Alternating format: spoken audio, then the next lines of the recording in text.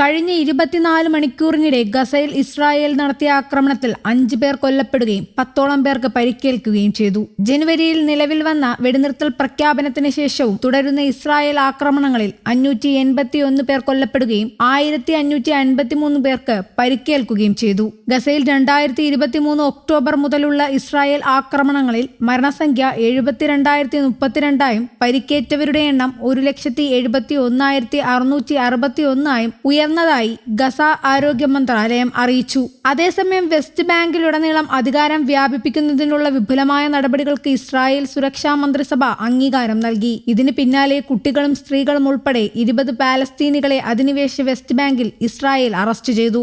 West ബാങ്കുമായി ബന്ധപ്പെട്ട ഇസ്രായേലിന്റെ പുതിയ നടപടികളെക്കുറിച്ച് ചർച്ച ചെയ്യുന്നതിനായി അറബ് ലീഗ് സമ്മേളനം വിളിച്ചു ചേർക്കണമെന്ന് പലസ്തീൻ അടിയന്തരമായി അഭ്യർത്ഥിച്ചു. അതിനിടെ വെടിനിർത്തലിന്റെ ഭാഗമായി അമേരിക്കൻ പ്രസിഡന്റ് ഡൊണാൾഡ് ട്രംപ് മുന്നോട്ട് വെച്ച നിരായുധീകരണം നിരസിച്ച് ഹമാസ്. ഇസ്രായേൽ ഗസയിൽ നിന്ന് ആയുധങ്ങൾ പിൻവലിക്കുന്നതുവരെ ഹമാസ് ആയുധങ്ങൾ താഴെ വെക്കില്ലെന്ന് ഹമാസ് രാഷ്ട്രീയകാര്യ നേതാവ് ഖാലിദ് മിഷൽ പറഞ്ഞു. ഹമാസ് ആയുധങ്ങൾ കൈമാറണമെന്ന ആവശ്യം പലസ്തീൻ സായുധ പ്രതിരോധത്തെ നിർവീര്യമാക്കാനുള്ള ഒരു നൂറ്റാണ്ടുകാലത്തെ ശ്രമത്തിന്റെ തുടർച്ചയാണെന്ന് ഖത്തറിൽ സംസാരിക്കവേ അദ്ദേഹം പറഞ്ഞു. നമ്മുടെ ജനങ്ങൾ ഇപ്പോഴും അധിനിവേശത്തിന് കീഴിലായിരിക്കുമ്പോൾ നിരായുധീകരണത്തെക്കുറിച്ച് സംസാരിക്കുന്നത് എല്ലാ അന്താരാഷ്ട്ര ആയുധങ്ങളും കൊണ്ട് സായുധരായ ഇസ്രായേലിന് എളുപ്പത്തിൽ ഇല്ലാതാക്കാനും ഉന്മൂലനം ചെയ്യാനും കഴിയുന്ന ഒരു ഇരയായി നമ്മുടെ ജനങ്ങളെ മാറ്റുന്നതിന് തുല്യമാണെന്നും അദ്ദേഹം പറഞ്ഞു.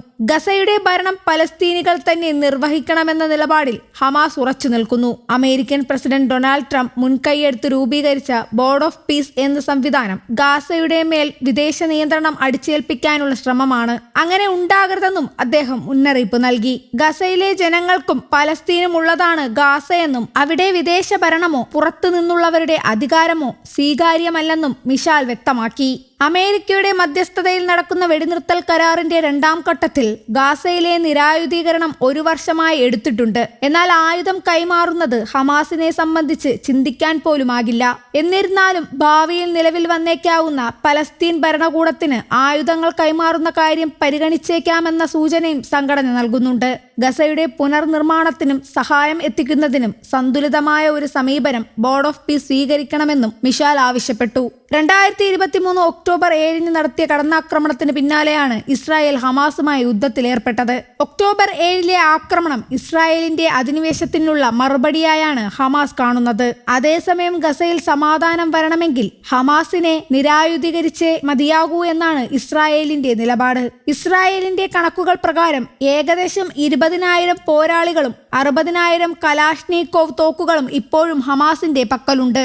നീണ്ട 2 വർഷത്തിന് ശേഷം കഴിഞ്ഞ ദിവസം റാഫ അതിർത്തി വീണ്ടും തുറന്നു. 5 രോഗികളെ മാത്രമാണ് കടത്തിവിട്ടതെന്നാണ് റിപ്പോർട്ട്. ഗാസ വെടിനിർത്തൽ കരാറിന്റെ 2ാം ഘട്ടമായാണ് റാഫ വീണ്ടും തുറന്നത്. എന്നാൽ കർശനമായ സുരക്ഷാ നിയന്ത്രണങ്ങൾ, സങ്കീർണമായ നടപടിക്രമങ്ങൾ, പരിമിതമായ എണ്ണം ആളുകളെ മാത്രമേ കടന്നുപോകാൻ അനുവദിച്ചിട്ടുള്ളൂ. അതോടെ റാഫ അതിർത്തി കടക്കുകയെന്നത് അത്ര എളുപ്പമല്ല എന്ന് വ്യക്തമായ സൂചനയാണ് നൽകിയിരിക്കുന്നത്. റിപ്പോർട്ടുകൾ പ്രകാരം പോകാൻ അനുവദിച്ച 5 രോഗികൾക്ക് ഓരോരുത്തരുടെയും കൂടെ 2 പേർ ഉണ്ടായിരുന്നു. ഇതോടെ ഗസയിലെ ആരോഗ്യ അധികൃതർക്ക് നൽകിയ വിവരങ്ങൾ പ്രകാരം ആകെ 15 യാത്രക്കാർ മാത്രമാണ് പുറത്തു കടന്നത്. ഏകദേശം 20,000 പലസ്തീനികളാണ് അടിയന്തര ചികിത്സയ്ക്കായി ഗസയ്ക്ക് പുറത്തു പോകാനായി കാത്തു നിൽക്കുന്നത്. റാഫ അതിർത്തി ഗസയിൽ നിന്ന് ചികിത്സയ്ക്കായി പോകുന്നവരെയും മറ്റുമാണ് കടത്തിവിടുകയെന്ന് കഴിഞ്ഞ ദിവസം പുറത്തിറങ്ങിയ റിപ്പോർട്ടുകളിൽ വ്യക്തമാക്കിയിരുന്നു. കാൽനട യാത്രികർക്ക് മാത്രമാണ് അനുവാദം നൽകിയിരിക്കുന്നത്. സഹായ ട്രക്കുകൾ കടത്തിവിടില്ല. ഇവ കരീം ഷാലോം അടക്കം മറ്റ് അതിർത്തികളിലൂടെ ഗസയിൽ പ്രവേശിക്കുന്നത് തുടരും. റഫ അതിർത്തി വഴി 50 പലസ്തീനികളെ ഗസയിലേക്ക് മടങ്ങാൻ അനുവദിച്ചതായി ഈജിപ്ഷ്യൻ ഔദ്യോഗിക വൃത്തങ്ങൾ മാധ്യമങ്ങളോട് പറഞ്ഞു. എന്നാൽ അവർ പലസ്തീൻ ഭാഗത്തേക്ക് എത്തിയോ എന്നത് സ്ഥിരീകരിച്ചിട്ടില്ല.